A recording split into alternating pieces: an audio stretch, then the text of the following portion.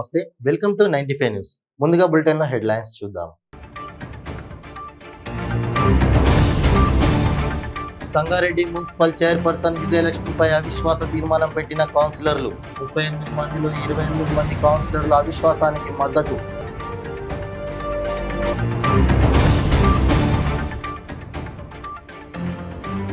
ములుగు జిల్లా నార్లాపూల్ గ్రామంలో రోడ్డు ప్రమాదం, ఒకరు మృతి, 5 గాయాలు.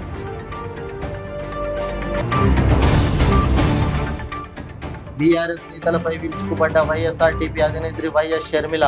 అక్రమాలను ప్రశ్నిస్తే దాడులు చేస్తారా అని ప్రశ్న.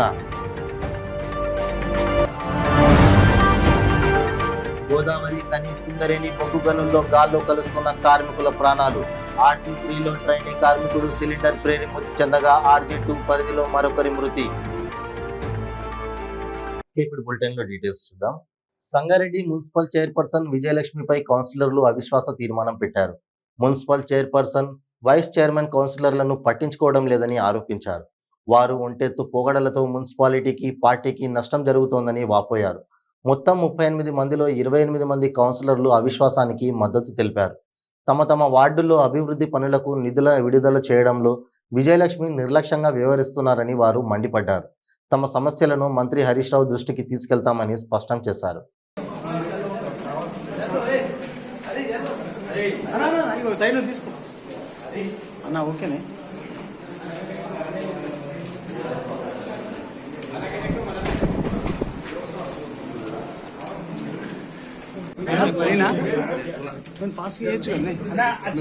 ఫాస్ట్ ఇస్తా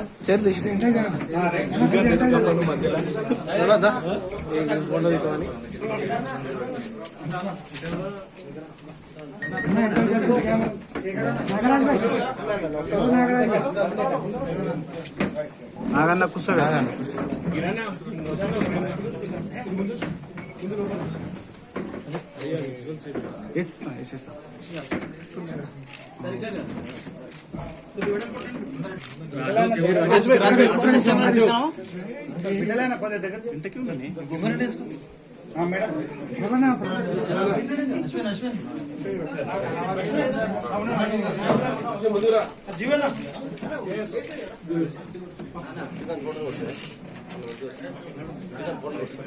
వైస్ చైర్మన్ పైన అవిశ్వాస తీర్మానం ప్రవేశపెట్టడానికి సంగారెడ్డి మున్సిపాల్కు సంబంధించిన 28 మంది కౌన్సిలర్ల జత కట్టుకొని మరి ఈరోజు కలెక్టరేట్లో వచ్చి ఏఓ గారికి సమర్పించడం జరిగింది. మరి చైర్మన్ గారు, వైస్ చైర్మన్ గారి నిరంకుశ నిర్ణయాలకు వ్యతిరేకంగా మరి నిర్ణయం తీసుకోవడం జరిగింది. మరి అందరం కూడా టీఆర్ఎస్ పార్టీకి లాయల్గా, టీఆర్ఎస్ పార్టీకి లోబడి మరి టీఆర్ఎస్ పార్టీ పైన గెలిచిన అందరం కూడా టీఆర్ఎస్ పార్టీతోనే ఉంది. మరి టీఆర్ఎస్ పార్టీకి వ్యతిరేకంగా కాకుండా ఈ అవిశ్వాస ఘట్టాన్ని చేద్దామని వచ్చాము. మరి రానున్న రోజులలో కూడా 100% మేము ఈ అవిశ్వాసాన్ని ఎదుర్కొని గెలిచి మరి మంత్రి హరీష్ రావు గారి దగ్గర కానీ, చింతా ప్రభాకర్ గారి దగ్గర కానీ వెళ్ళి వారి ఆశీర్వాదం కూడా తీసుకుంటామని కూడా తెలియజేస్తున్నాం. మరి ఏదైతే నిధుల కేటాయింపు కావచ్చు, సమన్యాయం కావచ్చు జరగకపోవడంతోనే ఈ నిర్ణయం తీసుకోవడం కూడా జరిగింది. మొత్తం 28 మంది మా సంఖ్యాబలం. మరి ఈరోజు ఇక్కడికి 20 మంది కూడా కౌన్సిలర్ రావడం జరిగింది. 24 మంది సంతకాలతో మేము ఏఓ గారికి సమర్పించడం జరిగింది. ఈరోజు కౌన్సిలర్ అందరం 28 మంది కౌన్సిలర్ ఏకాభిప్రాయంతో చైర్పర్సన్ మరియు వైస్ చైర్పర్సన్ పైన అవిశ్వాస తీర్మానం పెట్టడానికి కలెక్టర్ ఆఫీస్కి వచ్చాము. చైర్మన్ వాళ్ళ భర్త ఒంటెద్దు పోవడం వల్ల కౌన్సిలర్ని పట్టించుకోవడం లేదు. అందుకనే కౌన్సిలర్ అందరూ కలిసి ఏకాభిప్రాయంతో 28 మంది కౌన్సిలర్ కలిసి ఈరోజు అవిశ్వాసం ప్రకటించాం. మేము బీఆర్ఎస్ పార్టీకి వ్యతిరేకం కాదు, పార్టీ తరపునే పనిచేస్తాం. హరీష్ రావు అన్న నాయకత్వంలో మరియు మాజీ ఎమ్మెల్యే చింతా ప్రభాకర్ అన్న గారి నాయకత్వంలోనే పనిచేస్తాం. పార్టీకి వ్యతిరేకం కాదు, ఖాళీ వ్యక్తులకు మాత్రమే చైర్పర్సన్, వైస్ చైర్మన్ పైనే అవిశ్వాసం పెట్టడం జరిగింది.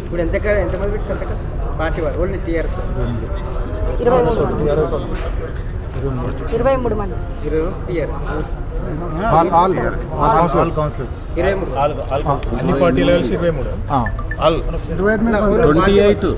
ఆల్ పార్టీ కలిపి 28.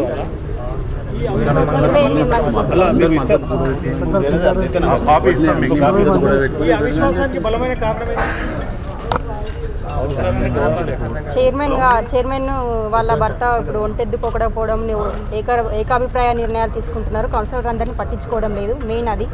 అందరు కౌన్సిలర్లు నిరాశతో ఉన్నారు.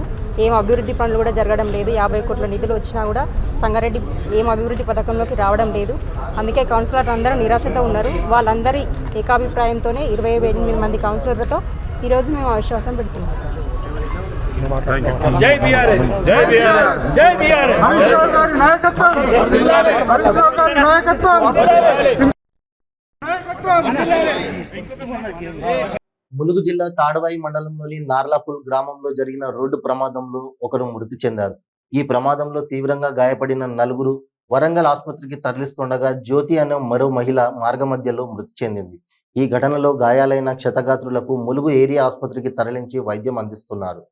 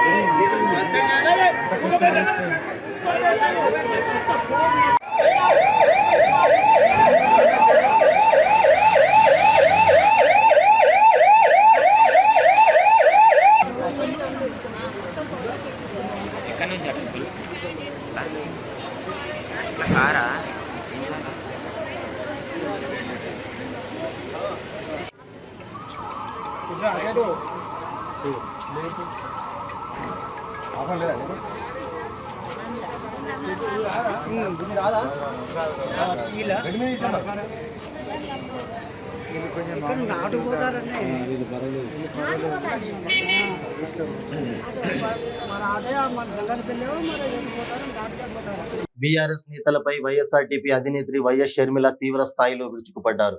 బీఆర్ఎస్ నేతల అక్రమాలను ప్రశ్నిస్తే దాడులు చేస్తారా అని ప్రశ్నించారు. తమ కార్యకర్తలపై, మీడియాపై కూడా బీఆర్ఎస్ నేతలు దాడి చేశారన్నారు. నిజాలను చెబితే బీఆర్ఎస్ నేతలు తట్టుకోలేకపోతున్నానన్నారు. ప్రజల పక్షాన పోరాడటమే తమ తప్ప అంటూ నిలదీశారు. ప్రజల తరపున ప్రభుత్వాన్ని ప్రశ్నిస్తున్న తనపై దాడులు చేస్తారా అంటూ ఆగ్రహం వ్యక్తం చేశారు. ఎన్నో హామీలు ఇచ్చి ప్రజలను బీఆర్ఎస్ మోసం చేసిందని వైఎస్ఆర్టీపీ అధినేత్రి విమర్శించారు. వర్ధన్నపేట నియోజకవర్గంలో జరిగిన పాదయాత్ర మీద బీఆర్ఎస్ పార్టీ నాయకులు వైఎస్ఆర్ తెలంగాణ పార్టీ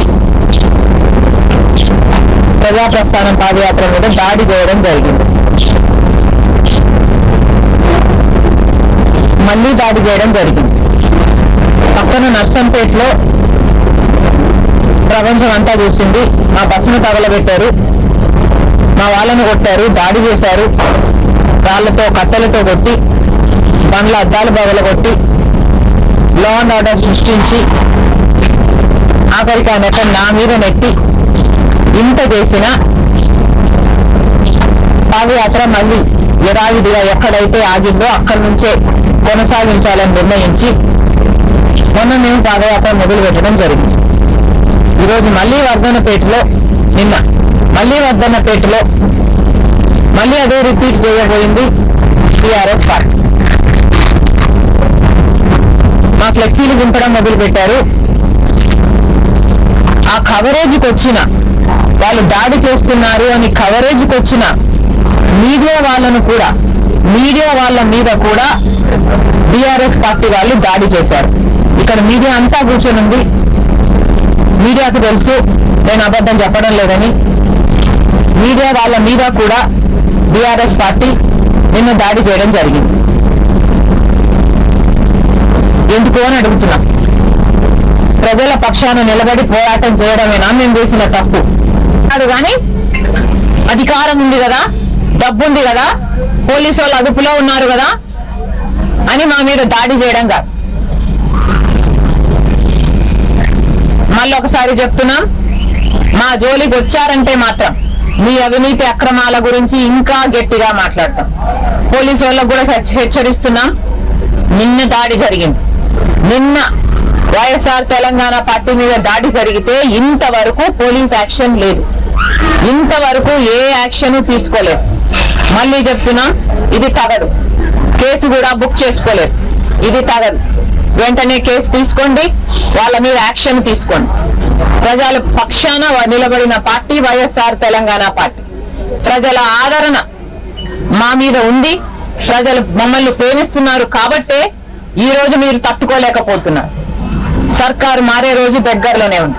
మళ్ళీ హెచ్చరిస్తున్నా, ఒళ్ళు దగ్గర పెట్టుకోండి బీఆర్ఎస్ పార్టీ నాయకులు. గోదావరి ఖని సింగరేణి బొగ్గు గనుల్లో కార్మికుల ప్రాణాలు గాల్లో కలుస్తున్నాయి.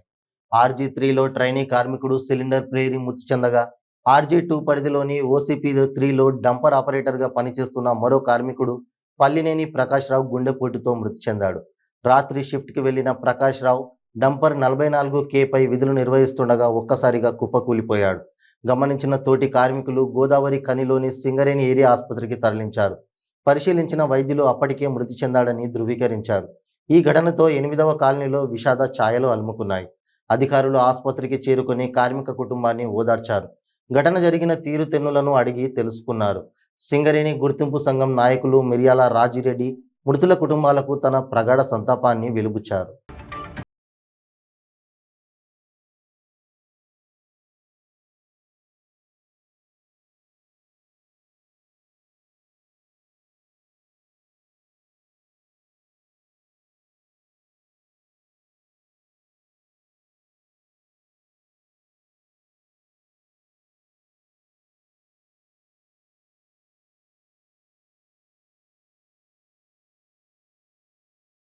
కృష్ణా జిల్లా గన్నవరం విమానాశ్రయంలో వాల్తేరు వీరయ్య సినిమా డైరెక్టర్ సందడి చేశారు. హైదరాబాద్ నుండి గన్నవరం విమానాశ్రయానికి వచ్చిన డైరెక్టర్ బాబీకి అభిమానులు ఘన స్వాగతం పలికారు.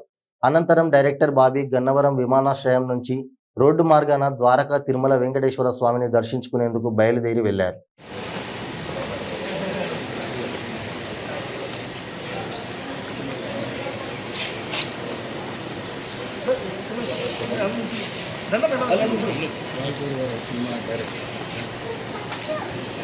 రాని అవునే అవునే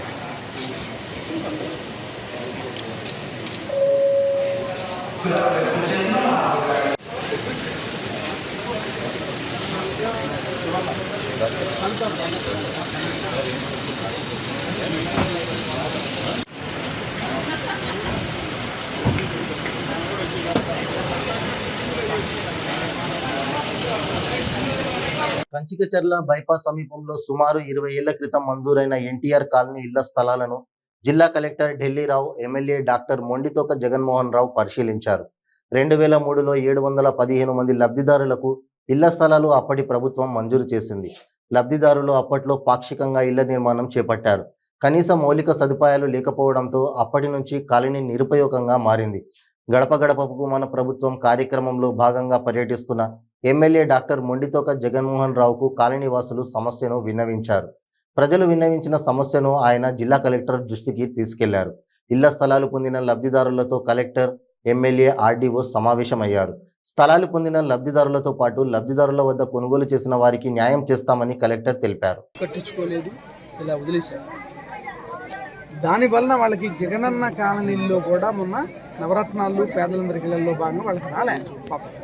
కాబట్టి ఎవరికైతే ఇచ్చేసామో, ఎవరికైతే ఇక్కడ ఇళ్ల స్థలాలు ఇచ్చి కట్టలేదో వాళ్ళని కూడా జగనన్న కాలనీలో తీసుకొచ్చి దీన్ని జగనన్న కాలనీలో భాగంగా 715 మందికి ఇచ్చాం. ఒక మంచి కాలనీ చేయాలనే ఉద్దేశంతో ఈవేళ లబ్ధిదారులందరినీ పిలవడం జరిగింది. కాబట్టి మళ్ళా లబ్ధిదారులందరినీ పిలవడం, ఎవరు బెనిఫిషియరీ ఉన్నారో చూడటం, వాళ్ళకి ఖచ్చితంగా దీన్ని జగనన్న కాలనీగా చేయడంలోనే పనిచేయడానికి వేళకి వచ్చాం. ఆ దిశగా అడుగులేస్తాం. ఖచ్చితంగా గవర్నమెంట్తో మాట్లాడి దీన్ని జగనన్న కాలనీగా మారుస్తాం. బెనిఫిషియరీ అందరికీ కూడా ఇల్లు కట్టిస్తాం. జగనన్న కాలనీకి ఎలా అయితే మౌలిక సదుపాయాలు ఇచ్చాం కట్టిస్తాం. ఎందుకంటే 20 సంవత్సరాల క్రితం పట్టాలు వచ్చి ఇల్లు లేకుండా ఉన్నారు. వీళ్ళకి ఇప్పుడు జగనన్న కాలనీలో ఎలిజిబిలిటీ లేదు. కాబట్టి వీళ్ళకి ఇల్లు కట్టించాల్సిన బాధ్యత మా మీద మేము చేస్తాం. నెల్లూరు రూరల్ ఎమ్మెల్యే కోటంరెడ్డి శ్రీధర్ రెడ్డి రాజకీయ నాయకుడి కన్నా నటుడిగా తన సత్తా చూపించగలరని వ్యంగ్యాస్త్రాలు విసిరారు సిటీ ఎమ్మెల్యే అనిల్ కుమార్. ఆయన ముందు ఎస్వి రంగారావు, కోట శ్రీనివాసరావు బలాదూర్ అన్నారు. పొరపాటున ఆయన రాజకీయాల్లోకి వచ్చారని, లేకపోతే సినీ రంగంలో ఆయన్ను కొట్టేవారు లేరన్నారు. మహానటి సావిత్రి 2 చుక్కలు కన్నీరు కార్చమంటే అన్ని చుక్కలే కార్చేవారని, కోటంరెడ్డి ఒక్క చుక్క కన్నీరు కార్చమన్నా అక్కడితోనే సరిపెట్టగల మహాసమర్థుడని అన్నారు. ఆనాడు ఆనం వివేకాకు తానేమీ ద్రోహం చేయలేదని, కాంగ్రెస్ పార్టీ ఆనం వివేకాది కాదని చెప్పాడు. కాంగ్రెస్ది వీడి తనతో పాటు కోటంరెడ్డి కూడా బయటకు వచ్చారు కదా అని ప్రశ్నించారు.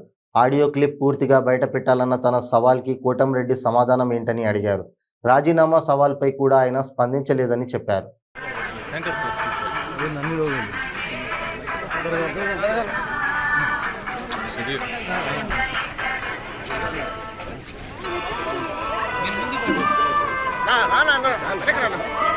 సెల్ ఫోన్ ఎత్తుకుని ముందుకు పోతా ఎట్లా తెచ్చుకోనా సో దాంట్లో నువ్వు కూడా ఉన్నావు. సో దానికి సంబంధించి ఇంతకన్నా స్పష్టత నాతో కలిసి ఆ రోజు ప్రయాణం చేసిన వ్యక్తివి. నేనేదో వివేకానంద రెడ్డి, నేను ఈ రోజుకు కూడా వివేకానంద రెడ్డి ఇంటి మీదకి దాడికి పోయిన సంఘటన ఎక్కడా లేదు. ఏడైనా ఉందా? లేదు. రెండోది, ఆ రోజు కాంగ్రెస్ పార్టీలో కీలక పాత్ర పోషిస్తున్న వివేకానంద రెడ్డికి సంబంధించి ఆయన చనిపోయేటప్పటికి కూడా ఎంతమందికి అనిల్తో పొరమని చెప్పాడో అందరికీ కూడా తెలుసు. నా పక్కనే ఉన్నావు ఆ రోజు, నా పక్కనే ప్రయాణం చేసావు.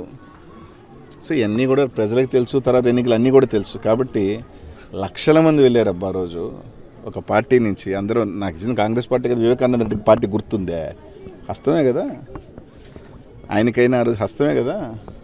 కాబట్టి మా వాళ్ళు చెప్తుంటారు అనమాట, శ్రీధర్ అన్న మేము కూడా చెప్పేవాళ్ళం, నువ్వు బై మిస్టేక్ రాజకీయాల్లోకి వచ్చావు, నువ్వు కానీ సినిమాల్లోకి వెళ్ళుంటే ఎస్వి రంగారావు, కోటా శ్రీనివాసులు మైమరిపిచ్చేవాడివి, వాళ్ళందరికన్నా పెద్ద మహానటుడివి. ఇది నేను చాలాసార్లు కూడా చెప్పా. మహానటి సినిమాలో నాగిరెడ్డి గాంధీ సావిత్రిని అమ్మ 2 బొట్లు కన్నీళ్ళే కార్చు అంటే మన శ్రీధరానికి ఒక్కటి కార్చమన్న కరెక్ట్గా ఒకటే కార్చగల సమర్థుడు, అంత మహానటుడు శ్రీధరన్న. నేను ఒకసారి కాబట్టి దాన్ని ఏదో సింపతిగా ఈరోజు దాన్ని తీసుకొచ్చి అబ్బో నా తమ్ముడు ఇలా అన్నాడు, నా బిడ్డల్ని, నీ బిడ్డల్ని ఎక్కడా అనలేదబ్బా. నా అంటూ మనం తప్పు చేస్తే నిన్నైనా నన్నైనా మనం కలుపుకొనే చెప్పా. మనం తప్పు చేస్తే వెళ్ళాలనుకుంటే గమ్ముగా వెళ్ళిపోతాం, కానీ నిందలు వేయొద్దు జగన్మోహన్ రెడ్డి గారికి. పెద్దలు చేసిన సామెత ఒకటి ఉంది, దాన్ని అన్నానే తప్ప ఇంకోటి లేదు. కాబట్టి ఒకసారి బాగా చూసుకోమను. కాబట్టి ఈ భావోద్వేగమైన ఇవన్నీ నటనలు అందరం చూసేసాం. మనంతా ఒకే స్కూళ్ళు, అర్థమైందా? నేను ముద్దబ్బా అని చెప్తున్నా. నేను ఏదో 2 చెప్పా. ఆ 51 సెకండ్స్ ఏముందయ్యా అది ఇవ్వమన్నా, లేదు నువ్వు చెప్పిన దానికి నేనేమన్నా మనం పోయి ఇచ్చుకుందాం రాజీనామాలని వాటికి ఏదైనా చెప్పు, అంతేగాని నువ్వు అప్పుడు మనం చేశాను నేను కదబ్బా, నాతో పాటు 70 లక్షల మంది కాంగ్రెస్ పార్టీ కార్యకర్తలు జగన్మోహన్ రెడ్డి గారితో ఏదో నేను అన్నాను, ఆయన బిడ్డలేదో ఇదైపోవాలని అన్నాను. నా బిడ్డలను చూడు, నాకు సంస్కారం ఉంది. ఒక సామెత ఉంటుంది మామూలుగా, పెద్దలు చెప్పే సామెత, ఇది నేను చెప్పేది కాదు. మనం చేసే పాపాలు బిడ్డలు తగులుతాయి అని అంటుంటారు. దాని ఉద్దేశంలో దీంట్లో కూడా మీరు చదివితే నీ కాదు వినాలంటే వినండి, ఆయనకి వినిపించకపోతే మళ్ళీ వినిపిస్తా. జీవితంలో మళ్ళీ చెప్తున్నా, మేమిద్దరం ఎప్పుడు కూడా ఆయన ఆ భగవంతుడు కూడా క్షమించడు. అది జగన్మోహన్ రెడ్డిని మేము కానీ మోసం చేస్తే నాకు కాదు నా బిడ్డలు కూడా నా అంటే నాకు మయం చేస్తే, ఎందుకంటే ఆయన మాకు చేసిన ఇది, ఎందుకంటే మమ్మల్ని ఎప్పుడు ఏమనేది కాదు. మా మీద ఎంతో మంది చాలా పెద్ద వాళ్ళు పోయి, అర్థమైందా, మీద ఎన్ని రకాల కంప్లైంట్లు వేసినా మాకు చేసిన సహాయానికి, ఆయన మాకు చేసిన స్థాయికి నేనైనా మోసం చేస్తే నా బిడ్డలు తగులుతుంది, మనకు ఆ ఇది వద్దు అని చెప్పా. దాన్ని ఏదో నేను ఆయన బిడ్డల్ని అన్నట్టు, ఆయన బిడ్డలు అన్యాయం అయిపోవాలన్నట్టు మాట్లాడటం ఎంతవరకు సబబు? ఒక ఉదాహరణకి పెద్దలు, ఎందుకంటే ఈ 12 సంవత్సరాలలో ఇద్దరం కలిసి రాజకీయాలు చేసాం, రాజకీయ ఎత్తుగడలు వేసాం, చిన్న చిన్న రాజకీయ కుట్రలు ఉంటాయి, రాజకీయ కుట్రలు కలిసి చేసాం. బట్ అవన్నీ కూడా చెప్పుకుంటే కదా, ఎవరి బిడ్డల మీద ఎంత ప్రేమ ఉందో, ఎవరి బిడ్డలు మాట్లాడేసుకొని నువ్వే ఎంత స్పీడ్ చూసావు కదా. నిన్న ఏబిఎన్ రాధాకృష్ణతో ఆర్కే విత్ ఇది అంటే ఎన్ని నేను చెప్పే కదా, ఇది అంతా రాధాకృష్ణ ప్రీ ప్లాన్ డబ్బా అని. ఆ ప్రీ ప్లాన్లో నడుస్తున్న భావోద్వేగాలు ఎన్ని. సో తప్పదు, నువ్వు ఆడికి వెళ్ళిపోయావు, మా మీద నిందలేస్తేనే నువ్వు ఒంగోలులో బైక్ల చోరీకి పాల్పడుతున్న ఇద్దరు వ్యక్తులను పోలీసులు అదుపులోకి తీసుకున్నారు. వారి నుంచి చోరీకి గురైన వాహనాలను పోలీసులు స్వాధీనం చేసుకున్నారు. 1వ పట్టణ పోలీస్ పరిధిలో చోరీ జరుగుతున్నట్లుగా పోలీసులకు ఫిర్యాదు రావడంతో నిఘా పెట్టిన పోలీసులు చాకచక్యంగా నిందితులను అరెస్ట్ చేసి వారి వద్ద నుంచి 21 వాహనాలను స్వాధీనం చేసుకున్నామని క్రైమ్ ఏఎస్పీ శ్రీధర్ తెలిపారు.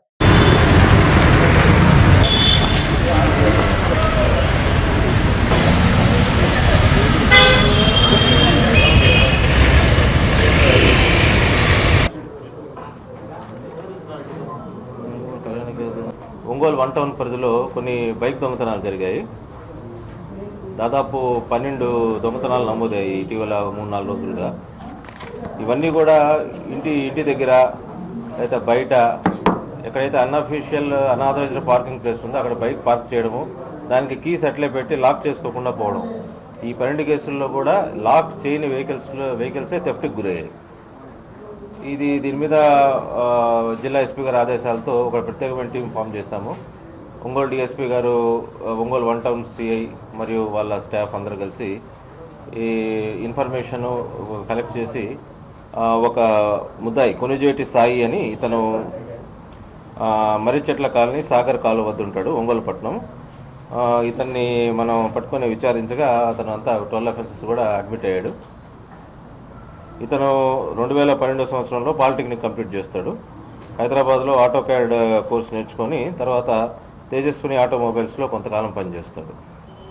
2015లో ఒంగోలుకు వచ్చి ఈ టంగుటూరు మండలం మర్లపాడు గ్రామంలో కొంతకాలం బార్బర్గా పనిచేస్తూ ఈ చెడు వ్యసనాలు, బెట్టింగ్ ఇట్లాంటి వాటికి అలవాటు పడి డబ్బులు పోగొట్టుకుంటాడు. సులభమైన మార్గంలో డబ్బులు ఎలా సంపాదించాలని చూసి బైక్ దొంగతనాలకి ఈయన అలవాటు పడతాడు. ఎక్కడైతే ఈ లాక్ ఇంటాక్ట్గా ఉన్న వెహికల్స్ అబ్జర్వ్ చేసి అది చోరీ చేయడం జరుగుతుంది. ఆయన ఇంటి వద్ద కన్సల్టెన్సీ అనే పేరుతో ఈ బైక్స్ అన్నీ కూడా ఆయన దగ్గర కొన్ని బైక్స్ రికవర్ చేయడం జరిగింది. కొందరికి కొన్ని కుదవ పెట్టి కొంత డబ్బులు తీసుకున్నాడు. వాళ్ళ దగ్గర నుంచి కూడా అంత 12 బైక్స్ టోటల్ ఇంటాక్ట్గా రికవర్ చేయడం జరిగింది. విధంగా 2 రోజుల క్రితం ఒంగోలు తాలూకాలో కూడా రవీంద్ర అనే అతన్ని కూడా మనం అరెస్ట్ చేయడం జరిగింది. అతని వద్ద నుంచి కూడా 9 బైక్స్ రికవర్ చేసిన విషయం మీకు తెలుసు. పోలీసు వారి తరఫు నుంచి ప్రజలకి విజ్ఞప్తి ఏంటంటే, బైక్స్ ఏవైనా ఉన్నా కానీ ఫస్ట్ లాక్ చేసుకోవడం ఒకటి, వీలైతే ఈ వీల్ లాక్ ఉంటుంది, డబుల్ లాకింగ్ సిస్టమ్, అది ఏర్పాటు చేసుకోవడం, ఆథరైజ్డ్ పార్కింగ్ ప్లేసెస్లో పార్క్ చేసి రసీదు తీసుకోవడం. ఈ 3 ప్రికాషన్స్ తీసుకుంటే మనం కొంతవరకు ఈ దొంగతనాల్ని మనం ప్రివెంట్ చేయగలిగే పరిస్థితి ఉంటుంది. తిరుమల శ్రీవారిని పలువురు ప్రముఖులు దర్శించుకున్నారు. వీఐపీ విరామ సమయంలో బీజేపీ ఎంపీ జీవీఎల్ స్వామివారి సేవలో పాల్గొని మొక్కులు చెల్లించుకున్నారు. అనంతరం స్వామివారి తీర్థప్రసాదాలు అందుకున్నారు.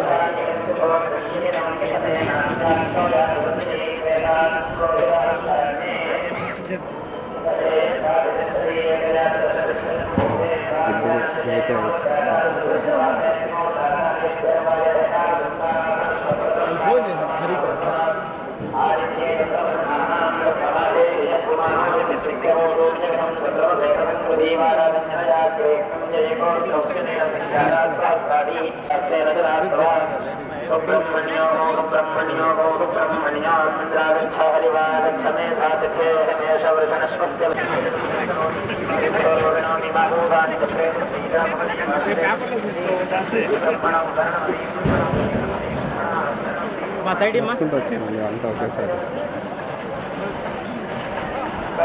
ఇద్దరు sir judge AP high court Telangana high court ఇద్దరు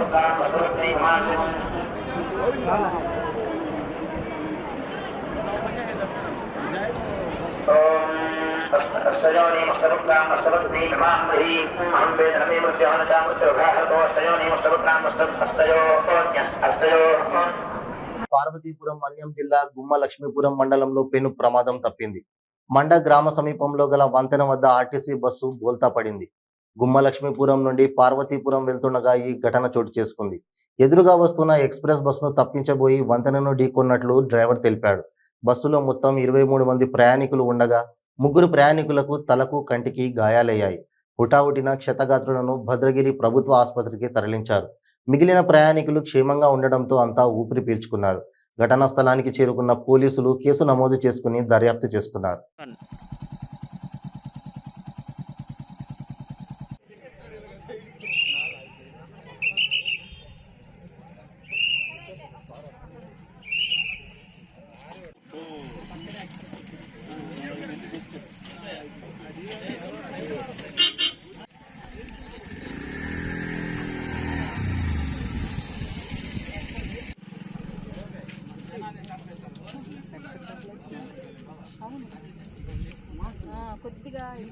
బులెటిన్ ముగించే ముందు హెడ్లైన్స్ మరోసారి. సంగారెడ్డి మున్సిపల్ చైర్పర్సన్ విజయలక్ష్మిపై అవిశ్వాస తీర్మానం పెట్టిన కౌన్సిలర్లు. 38 మందిలో 28 మంది కౌన్సిలర్లు అవిశ్వాసానికి మద్దతు.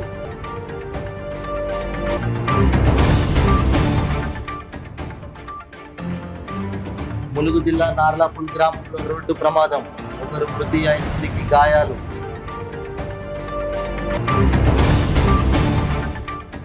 బీఆర్ఎస్ నేతలపై విరుచుకుపడ్డ వైఎస్ఆర్టీపీ అధినేత్రి వైఎస్ షర్మిల. అక్రమాలను ప్రశ్నిస్తే దాడులు చేస్తారా అని ప్రశ్న.